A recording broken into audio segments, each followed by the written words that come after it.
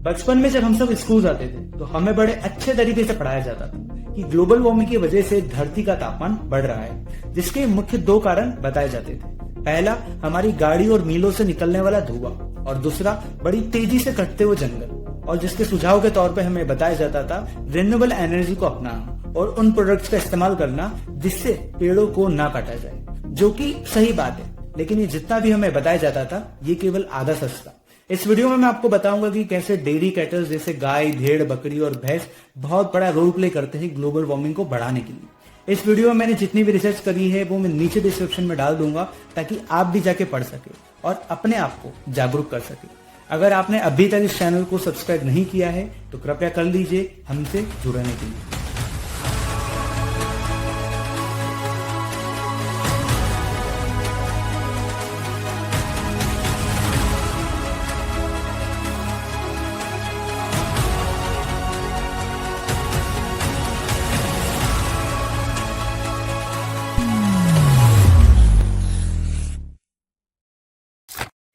Topic पर है उसके पहले हम ये समझ लेते हैं ग्लोबल वार्मिंग का मुख्य कारण है green house gases.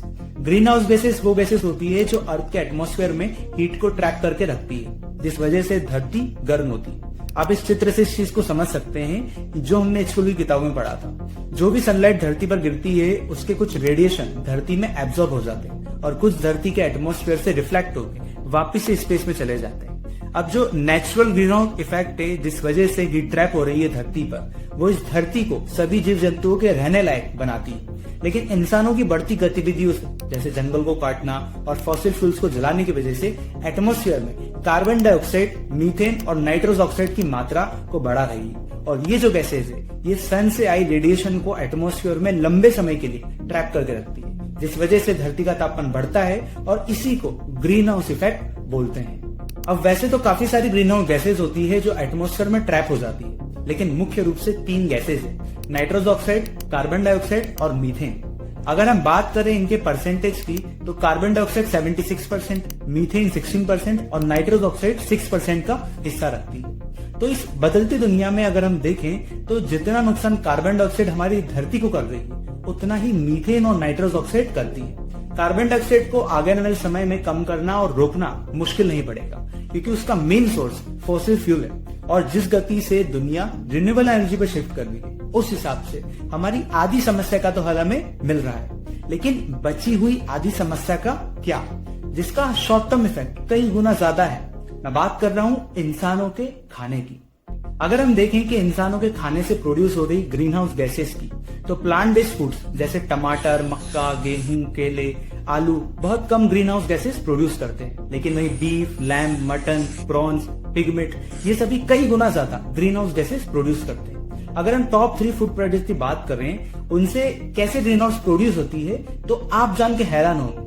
Green house gas produce करने में केवल मांसाहारी लोग शामिल नहीं बल्कि शाकाहारी लोगों का भी उतना ही कंट्रीब्यूशन। अगर इसे हम समझें तो गाय, भैंस, बकरी, भेड़ ये सभी रूमिनेंट्स होते हैं, मतलब ये घास और पौधे चर के अपना पेट भरते हैं। और जब ये ऐसा करते हैं तो इनके पेट में इनका मुख्य हिस्सा रूमेन खाना पचाने के लिए बैक्टीरिया का इस्तेमाल करता है। ये बैक्टीरिया घास, भूसा जैसी चीजों को तोड़ता है, यानी ब्रेक डाउन करने में मदद करता है, और इसे एंट्री फर्मेंटेशन कहा जाता है। और इसी एंट्री फर्मेंटेशन से मीथेन गैस बनती है, और ये गैस ज्यादातर डकार के जरिए बाहर निकलती है। और ये जो एंट्री फर्मेंटेशन है ये सभी रूमिनेंट्स के पाचन क्रिया में शामिल है, जिससे दुनिया भर में करीब 27% मीथेन गैस प्रोड्यूस होती है। अब आप बोलोगे कि भाई एटमॉस्फेयर में मीथेन गैस सिर्फ 16% है, तो ये कहाँ इतनी बड़ी प्रॉब्लम है। लेकिन यहाँ एक क्लिक है, ये जो 16% मीथेन है इसका शॉर्ट टर्म इफेक्ट कई गुना ज्यादा है कार्बन डाइऑक्साइड के मुकाबले। मतलब शुरुआती 20 साल में मीथेन 84 गुना ज्यादा गर्मी रोकते रखती है कार्बन डाइऑक्साइड के मुकाबले। वहीं 100 साल के अंतरकाल में 28 गुना ज्यादा हीट ट्रैपिंग एबिलिटी है कार्बन डाइऑक्साइड से, जिसका अगर हम आगे 20 साल का मापदंड लेते हैं तो मीथेन करीब 30 से 50% कंट्रीब्यूट करेगी ग्लोबल वार्मिंग को बढ़ाने में।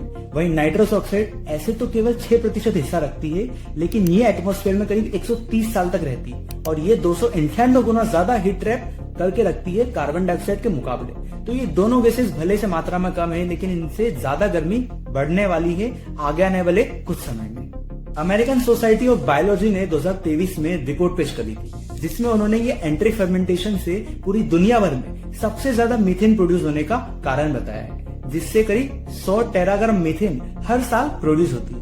अगर इसे हम परसेंटेज के हिसाब से देखें तो गैस और ऑयल करीब 24% मीथेन इमिट करते हैं, वहीं रूमिनेंट्स करीब 27% मीथेन इमिट करते हैं। थोड़ा आगे जाके हम समझते हैं कि ये मांसाहार लोगों का इसमें क्या योगदान है।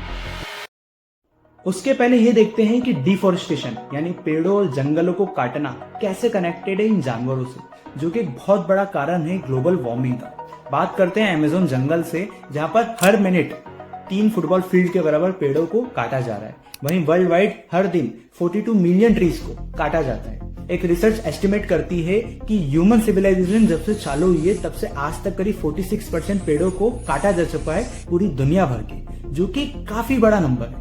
डिफोरेस्टेशन कार्बन डाइऑक्साइड इमिशन में करीब 10 से 15% कंट्रीब्यूट करती है, जो गाड़ी और इंडस्ट्री से होने वाले उत्सर्जन के बराबर है। लेकिन क्या आप जानते हैं ये डिफोरेस्टेशन किया क्यों जाता है? आप में से बहुत लोग सोचते होंगे ये पेपर, पेंसिल, फर्नीचर, घर को बनाने के लिए पेड़ काटे जाते हैं, लेकिन ये सभी गलत है। सबसे ज्यादा यानी करीब 80% जो जंगलों को काट के जमीन इस्तेमाल हो रही है वो केवल जानवरों को चराने के लिए इस्तेमाल करी जा रही है, और उसके बाद खेती में इस्तेमाल होने वाली जमीन है, और इन सब में इंसान के द्वारा कंस्ट्रक्टेड केवल 1% जमीन है। यूनाइटेड नेशन के हिसाब से दुनिया भर में 90% डिफोरेस्टेशन का कारण केवल एग्रीकल्चर है, जहां ब्राजील में अमेज़न के 80% वन क्षेत्र को केवल बीफ उत्पादन और चरागाह के लिए साफ किया गया है। एक और बड़ी इंटरेस्टिंग चीज मुझे पता चली है, जिससे मैंने कई अलग अलग वेबसाइट पर जाके चेक किया है, क्योंकि मुझे यकीन नहीं हुआ कि दुनिया भर में सोयाबीन का लार्जेस्ट प्रोड्यूसर देश है ब्राजील, जहां पर वो आधा सोयाबीन तो एक्सपोर्ट कर देता है दूसरे देशों को। बाकी बचा हुआ 80% सोयाबीन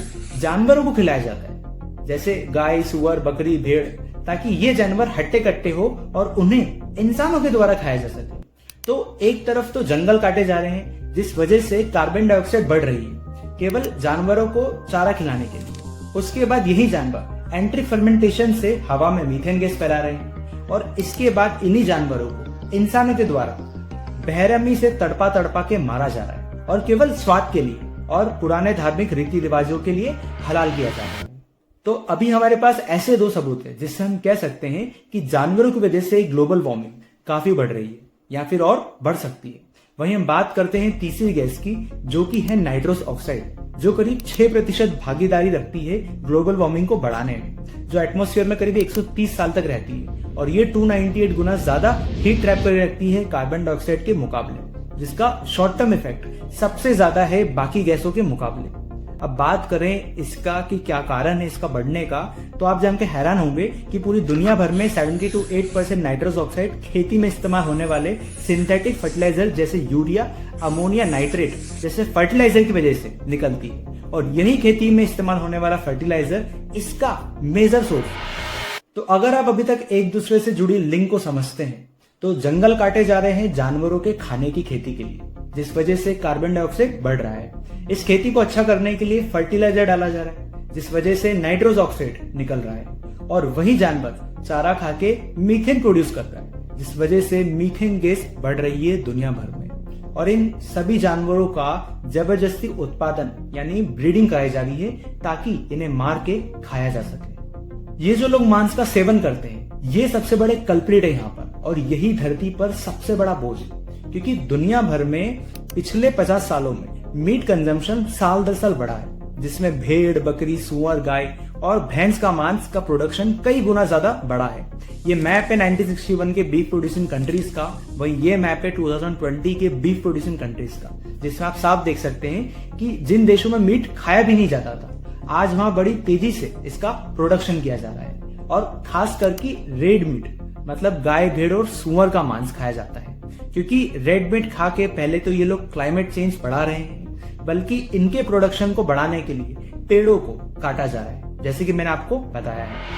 और इन सभी परिस्थितियों के केवल यही जिम्मेदार नहीं है, बल्कि वो लोग भी है जो इन जानवरों से मिल रहे दूध का सेवन कर रहे हैं, और वो अपने आप को शाकाहारी कहते हैं। मतलब हाँ, इनके जरिए किसी को मारा नहीं जाता है, लेकिन क्लाइमेट चेंज में इनकी भी अच्छी खासी हिस्सेदारी है। अगर इस विषय की हम थोड़ी सी गहराई में जाके समझे, तो जानवरों को खा के इंसान सिर्फ वातावरण और जंगलों को नुकसान नहीं पहुंचा रहा है, बल्कि इनकी वजह से जो फ्रेश वाटर यानी पीने लायक जो पानी है वो भी कम हो रहा है। हम सभी जानते हैं कि धरती की सतह 70% पानी से घिरी हुई है, जिसमें से केवल 3% पानी पीने लायक है, जिसको अगर हम देखें तो 2/3 ग्लेशियर में जमा हुआ है और हमारे लिए केवल 1% पानी शेष है। अब इस 1% में भी 80 से 90% पानी खेती के लिए इस्तेमाल होता है, जिसमें से 20 से 30% जानवरों की खेती के लिए इस्तेमाल होता है। मतलब इंसानों की जरूरतें बहुत कम है, लेकिन स्वाद के लिए केवल हम इन जानवरों की बलि दिए जा रहे हैं और दोष दे रहे हैं दूसरों को।